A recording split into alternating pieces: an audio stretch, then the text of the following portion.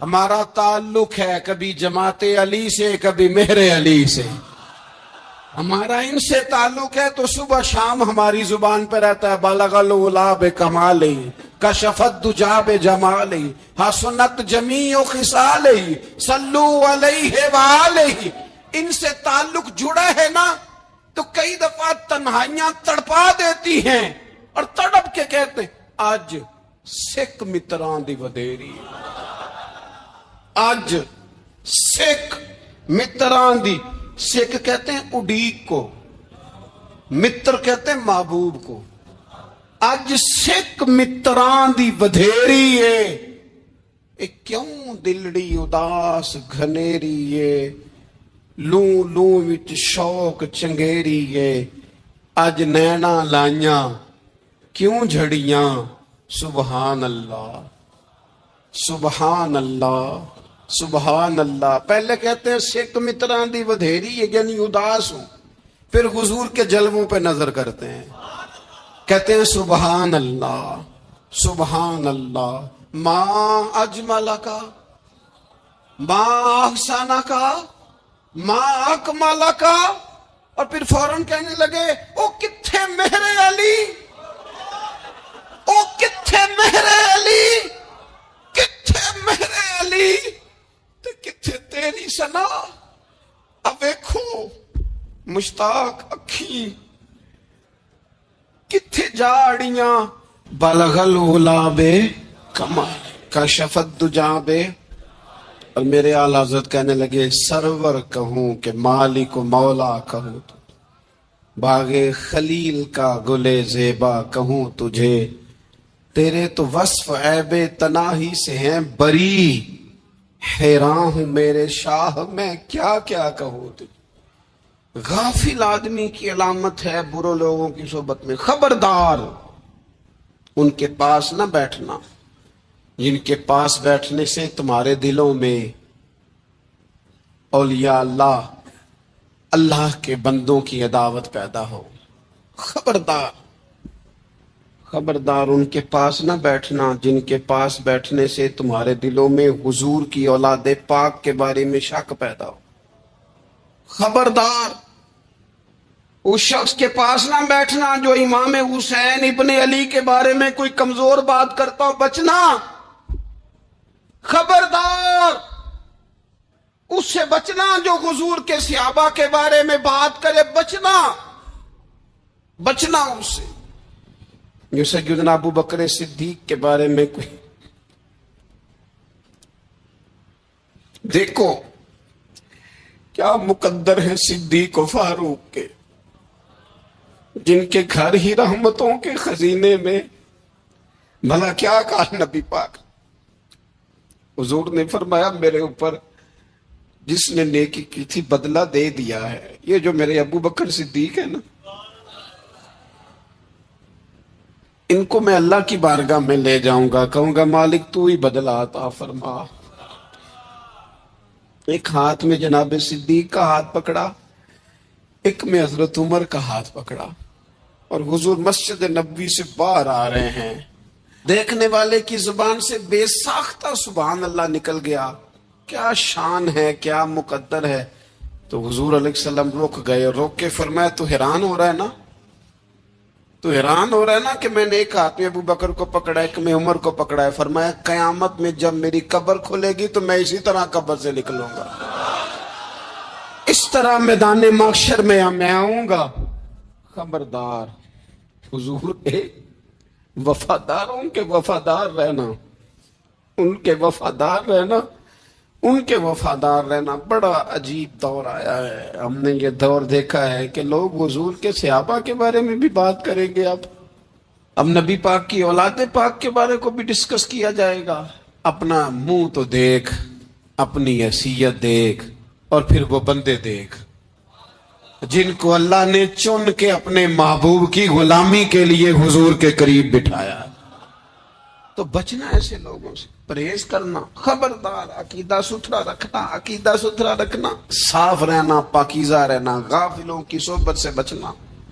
بڑا ڈرتے ہیں اللہ سے، دعائیں مانگتے ہیں، یا اللہ نسلوں میں بھی وہی بندے پیدا فرما جو عقیدے پکے رکھنے والے ہیں وہ بندے پیدا فرما ہماری نسلوں میں۔ ایک وہ بندہ بھی غافل ہو جاتا ہے جو امیدیں لمبی لگا لیتا ہے،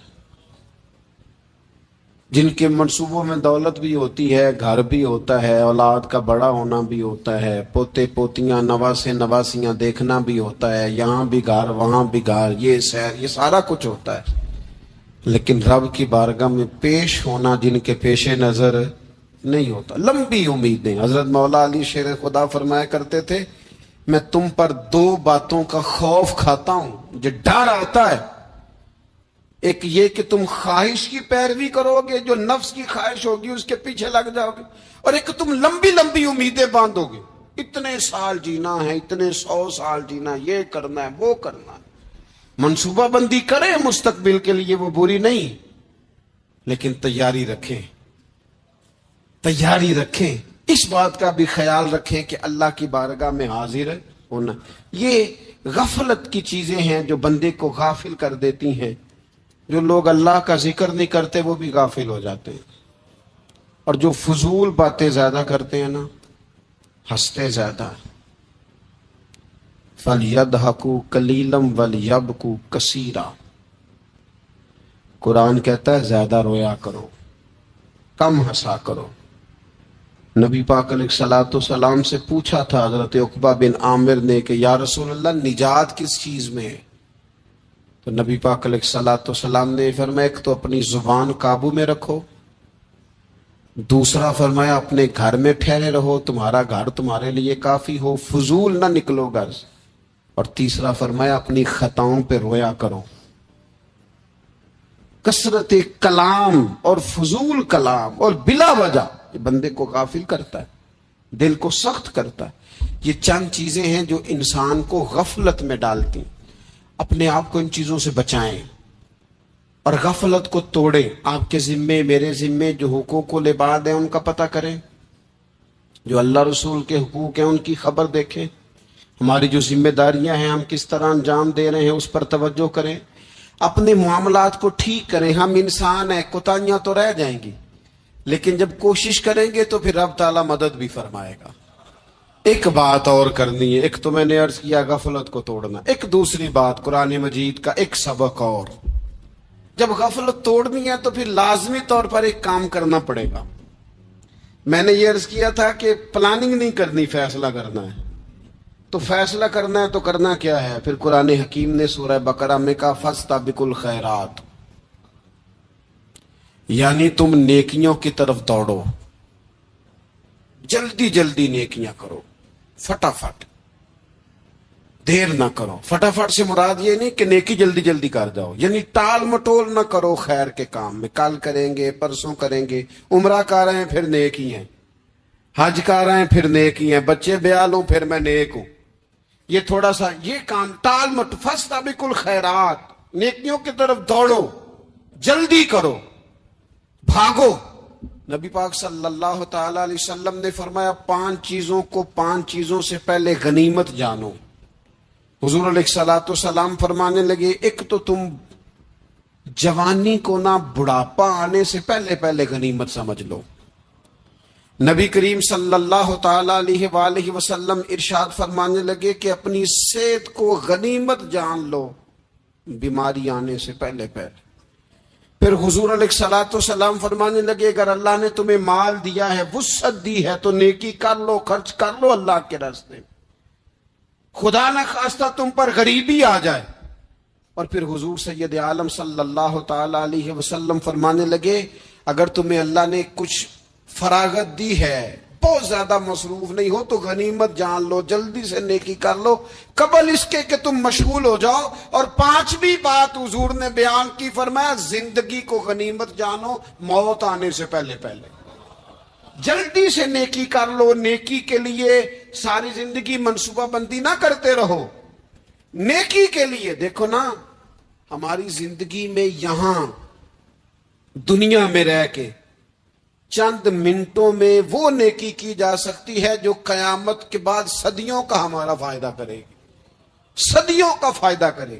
کرتے نہیں، پلاننگ کر رہے ہیں، منصوبہ بندی کر رہے ہیں، بس تیاری کر رہے ہیں، بس حضرت آپ دعا کر دیں، اللہ تعالیٰ دعائیں بھی قبول فرمانے والا ہے۔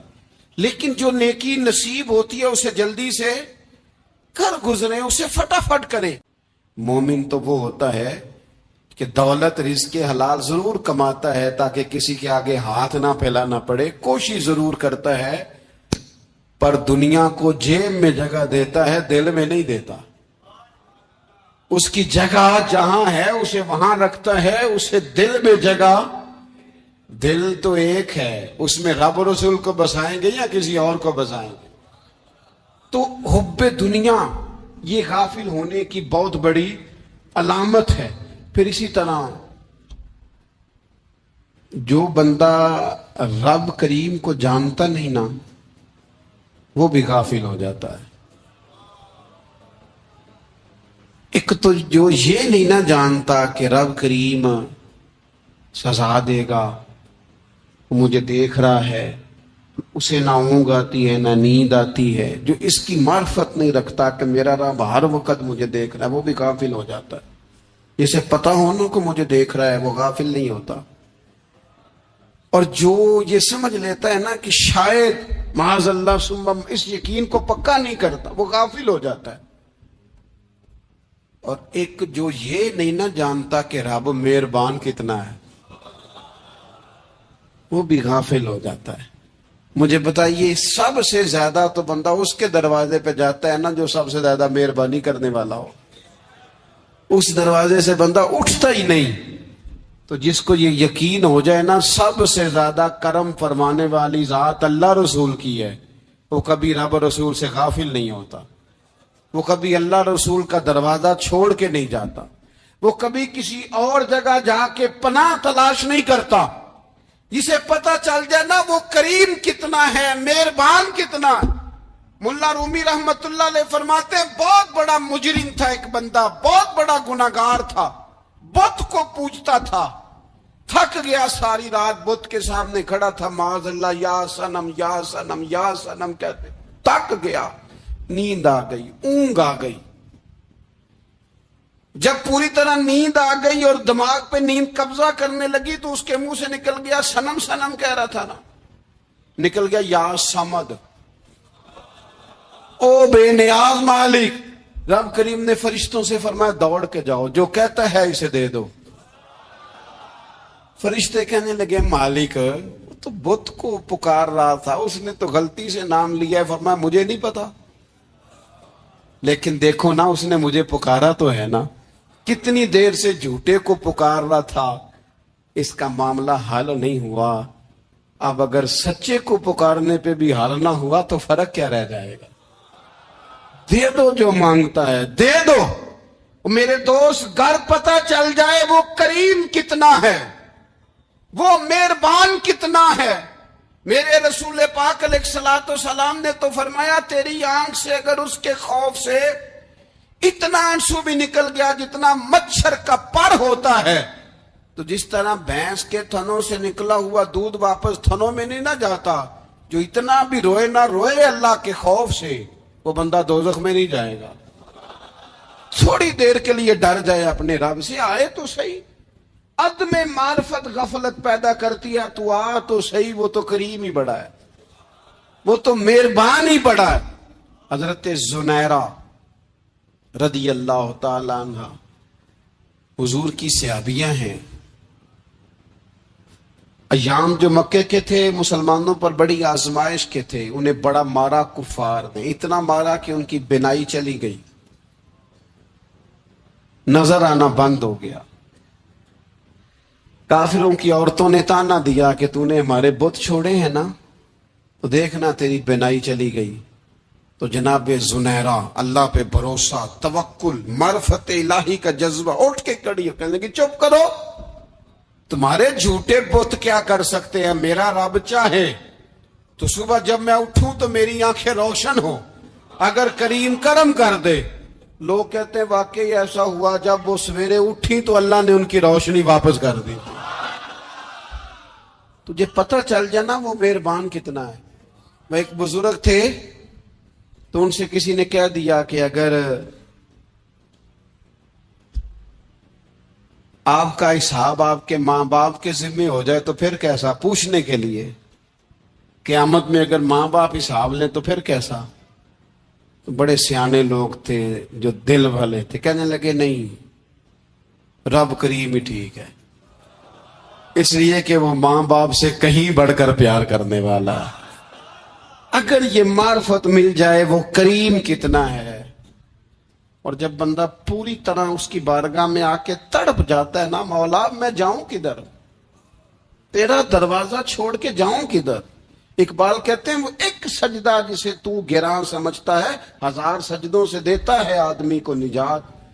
تجھے جگہ جگہ جھکنا نہیں پڑے گا اگر تو صحیح معنوں میں اپنے رب کی بارگاہ میں جھک جائے۔ تو میرے عزیز کوشش کرے کہ اس کی معرفت، اس کا کرم، اس کی عطا اور اللہ تبارک و تعالیٰ کے حاضر و ناظر ہونے پر عین الیقین، حق الیقین حاصل کریں۔ اور پھر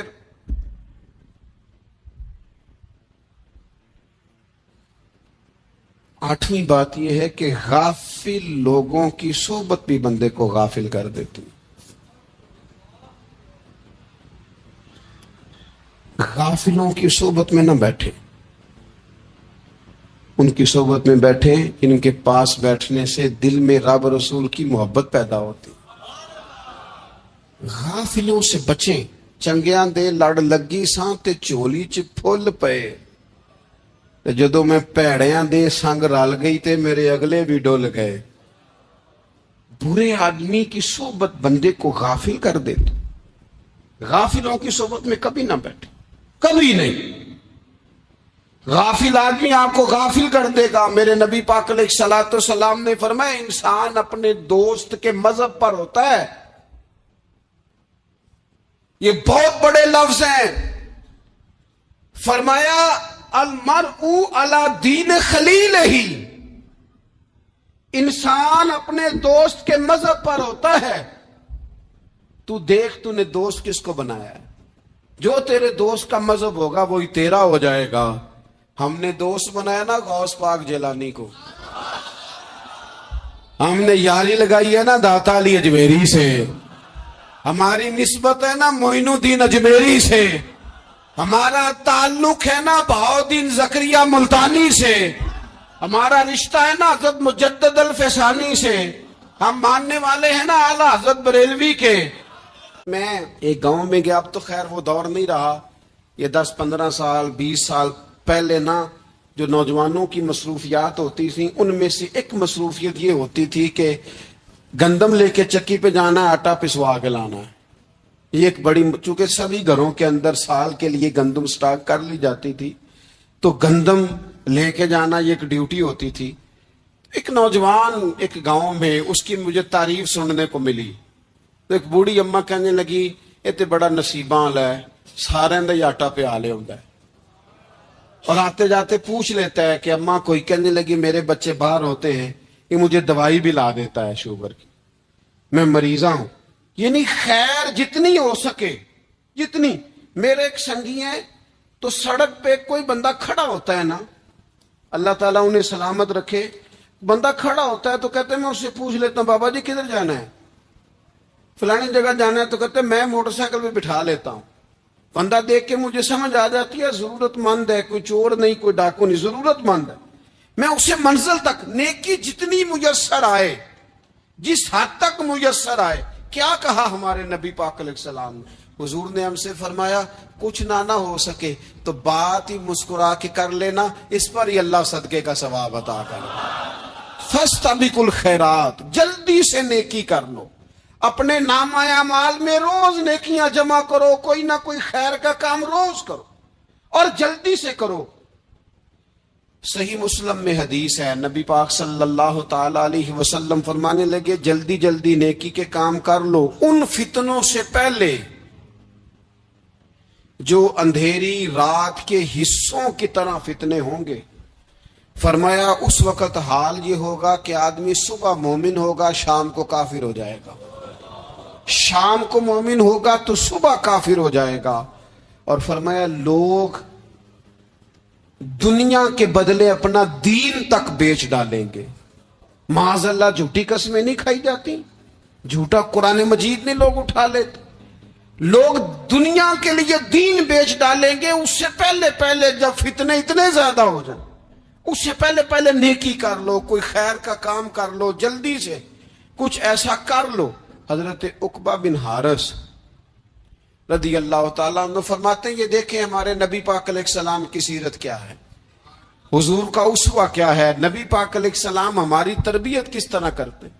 حضرت عقبہ بن حارث رضی اللہ تعالیٰ عنہ کہتے ہیں، ہم نے نبی پاک علیہ السلام کے ساتھ نہ عصر کی نماز پڑھی، یہ صحیح بخاری میں موجود ہے۔